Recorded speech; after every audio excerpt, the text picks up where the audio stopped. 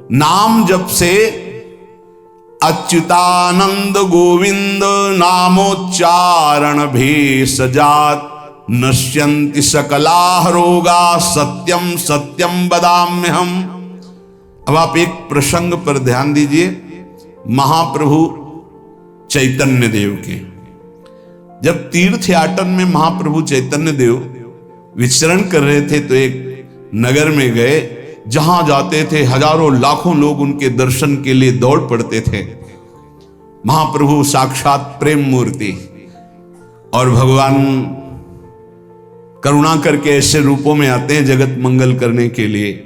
हरि बोल तो पूरा समुदाय भावावेश में हो जाता, हरि बोल मोर प्राणनाथ कृष्ण, अश्रुप्रवाह तो सब विकल हो जाते हैं।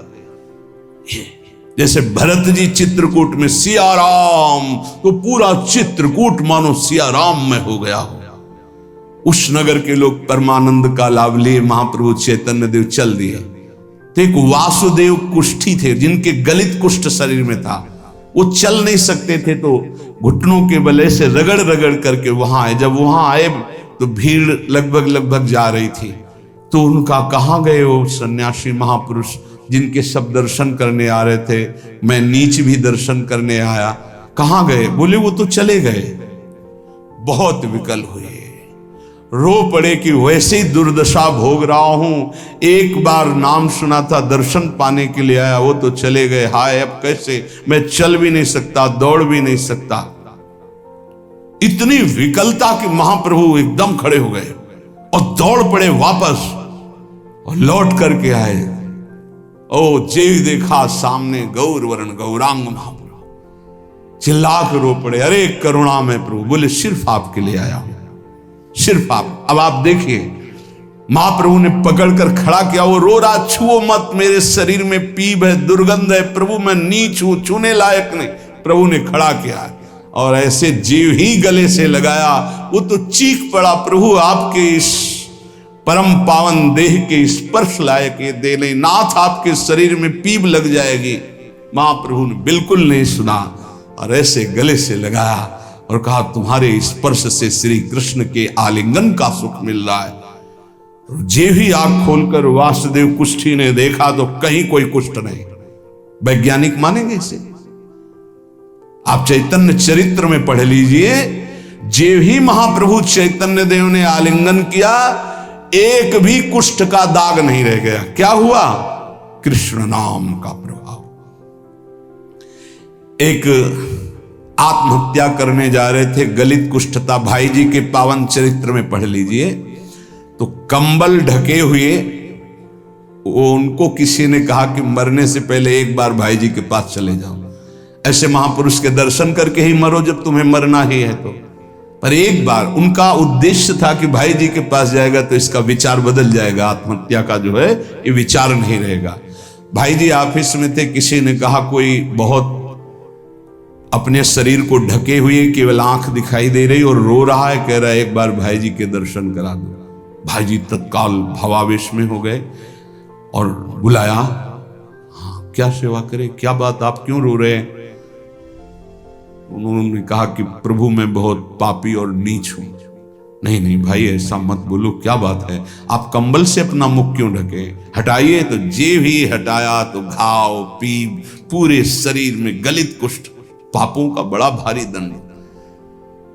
सहम गए देखकर भाई जी। उनका नहीं नहीं कोई बात। बोले बस मैं आपके दर्शन करके आत्महत्या करना चाहता हूं, कोई भी मुझे कहीं समाज में कोई ठौर नहीं, सब मुझे घृणा की दृष्टि से देखते हैं, इसलिए मैं अपने भाई जी ने कहा नहीं नहीं, तुम्हारे ऊपर श्री कृष्ण की कृपा है।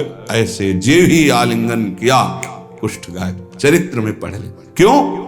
क्योंकि नाम जप है, संकल्प किया, उसके संपूर्ण पाप नष्ट हुए, भस्म हुए, रोग गायब। रोग कहां से होता है? पाप का दंड है रोग, खत्म हो गया। न शाम्ब व्याधिजम दुखम हेयम नान्यौषधैरपि हरिनाम औषधम पीत्वा व्याधिस्त्याज्यो न संशयः। कितना भी बड़ा रोग हो, जो किसी और औषधि से न खत्म हो रहा हो, और नाम जब किया जाए और संकल्प कर दिया जाए कि ये रोग ठीक हो जाए, तो हरिनाम औषधि से बड़ा असाध्य रोग भी ठीक हो जाता है। बोले कर लो अपनी किडनी ठीक, बीमार तो हो आप। तो सच्ची कहते हैं, वृंदावन में बैठे 100 के 100% में 1% भी इच्छा नहीं कि हमारी किडनी ठीक हो जाए। इससे बड़ा साक्षी हम नहीं दे सकते, क्योंकि वृंदावन हमारा प्राण सर्वस्व जीवन है। 1% 100 में नहीं कि ठीक हो जाए। जैसे चला रहे वैसे चलाओ, अब इससे हमें ठीक होने का तात्पर्य नहीं, क्योंकि जो ठीक होना चाहिए वो ठीक हो गया। हम भले हैं, बुरे हैं, नीच हैं, अच्छे हैं, जैसे हैं, अपनी प्रियाजू के ठिकाना मिल गया गोरे चरणारविंद का, इसलिए इसकी जरूरत नहीं है। आप चाहे 100 वर्ष रखो, चाहे 1 सेकंड में इसको बुला लो, कोई परवाह नहीं इसकी। 100 गोपाल शास्त्र नाम का रोज पाठ करते थे, गिरिराज जी की परिक्रमा करते थे, पूरा जीवन हो गया था, और पैरालिस आदेश शरीर में उनके हो गया। लकवा जिसे कहते हैं, लकवा ही तो कहते हैं हिंदी भाषा। तो हरि बाबा, पूज्युड़िया बाबा, ये सब जानते थे, इतने बड़े महापुरुष थे। उनके पास गए और अगर बाबा काहे को लीला कर रहे हो, अगर आप संकल्प करो तो पूरे भारत का पैरालिस ठीक हो जाएगा, आप अपने क्यों असमर्थ होकर पड़े हुए हो? तो उनका बाबा विनोद क्यों करते हो? क्या मच्छर मारने के लिए ब्रह्मास्त्र का प्रयोग किया जाता है? अरे ये शरीर छूटेगा आज नहीं तो कल, इसके लिए भगवान नाम और भजन का प्रयोग करें? नहीं। बाबा मुस्कुरा दिए। पर शास्त्रीय सिद्धांत, यदि आप औषधि से भी नहीं ठीक हो रहे हैं, नाम जप कीजिए और संकल्प कीजिए कि ये रोग ठीक हो जाए। पक्का ठीक हो जाएगा, जब उस पाप की नष्ट करने योग्य आपका भजन बन जाएगा, पक्का ठीक हो जाएगा। आधयो व्याधयो यस्य स्मरणान्नाम कीर्तनात् तदैव विलयम यान्ति तमनंतम नमाम्यहम्। जिनके स्मरण और नाम कीर्तन से संपूर्ण मानसिक चिंताएं, शारीरिक रोग और भी व्याधियां, वो सब नष्ट हो जाएंगी नाम से। मानसिक चिंताएं, कई लोग ऐसे आए कि मैं डिप्रेशन में था, जब से प्रवचन सुना, राधा राधा जपा, सब खत्म हो गया। बाहर से सुनकर राधा राधा खत्म हो जाए, अगर आपको कहीं ऐसा है, इसका मतलब आप बात ही नहीं सुन रहे, नाम ही नहीं जप रहे। अरे नाचने का मन होता है। आधयो व्याधयो यस्य स्मरणान्नाम कीर्तनात्, कोई भी मानसिक या शारीरिक कष्ट उसे व्यापता ही नहीं जो नाम जप कर रहा है। सच्ची मानिए, आप पकड़िए, इस बात को पकड़िए, नाम जप से सब कुछ ठीक हो जाए। एक बहुत डिप्रेशन में यहीं आए हुए थे,